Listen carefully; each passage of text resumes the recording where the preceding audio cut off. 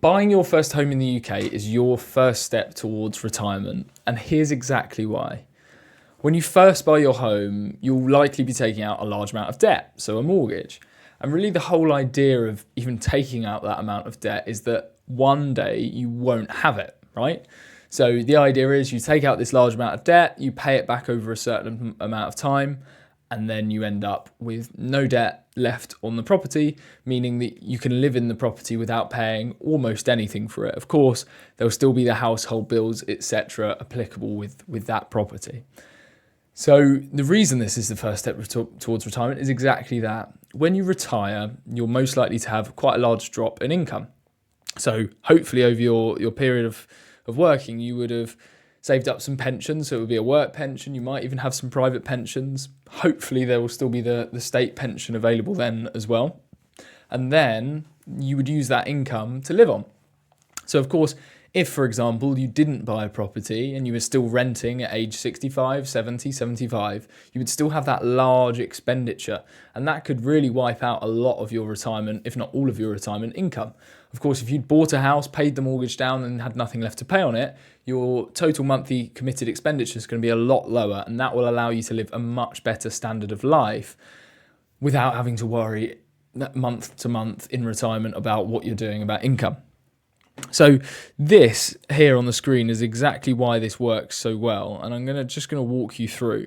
So let's say you buy day one, you're buying a house, and you're gonna have to excuse my bad drawing here because I'm drawing with a mouse. So you're buying your first house. This is a very good drawing of a house. So person A is gonna buy a house and they're aged 35.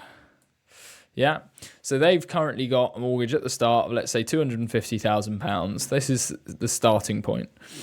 Then what's going to happen over their period of life is that debt is going to get paid down until there is nothing left to pay, so there's zero left. Once they get to this stage, they will then just have to pay the monthly expenditure of bills. So now that all they've got is bills.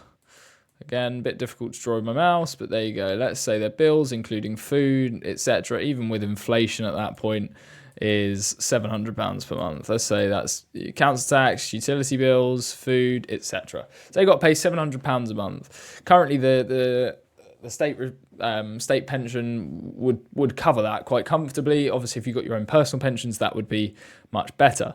Now, let's say if we had person B, that's a very sparkly line. If we had person B down here, who is also 35 years of age, and instead of buying a house, so instead of buying this lovely house here, what they've decided to do instead is they're going to rent a house. So we're going to draw this like this in white, and we're going to say rent. God, this is difficult to draw with a mouse. Here you go, you can have a door with no windows. This is a bit of a strange house. So these guys decide to rent. And what actually happens with their rent is their rent starts here, yeah?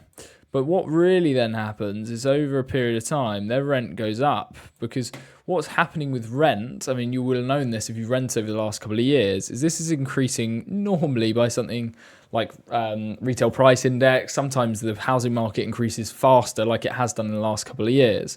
So what you'll actually end up with in this scenario here, if you're renting, by the time you want to retire at, let's say this is age 70, yeah, so this is age 70 here, you've actually got this large monthly payment for your rent, and it's ever increasing. It's just going to continue going up with inflation. So you've then got, let's say bills, let's say the bills are the same amount, yeah? You got the £700 in bills, and then you've got rent, who knows? Let's say if the rent started here at £1,300 per month, who knows what that could be then? That might be £2,000 a month. It might be more. So you just see by this illustration here, this very bad drawing, that if you buy your first home, you pay down the mortgage consistently, you don't miss payments, you make sure that all gets repaid, then you end up in a much better financial position over the longer period of time. If you're renting, not staving any money away, not thinking about what you're doing, this is how it could end up. And that is obviously not the situation we want to be in, whereas this situation here is what we want. Hopefully that is a bit of an illustration for you as to why buying your first home is your first step towards retirement. This also means doing it sooner rather than later is much better, and making any overpayments off your mortgage can be a really good thing to do as well. Of course, there is an argument when it comes to overpayments. Should you save the money or invest it versus overpaying your mortgage? That completely depends on the type of person you are. If you're risk averse and you just want to make sure that you end up at this zero figure as quickly as possible, or you just want the peace of mind of not having a mortgage, paying down your mortgage will be the right thing to do. Any questions, you can drop them in the comments section below. Hopefully this was helpful to illustrate. And if you enjoyed this video, I do have another video that I think you'll really like. It's called Everything You Need to Know to Buy Your First Home in the UK. I'm going to link it somewhere here on the screen. You can click through, give it a watch. It's a long video, but it gives you so much information. So please do drop a like, subscribe if you enjoyed this video, and have a great day.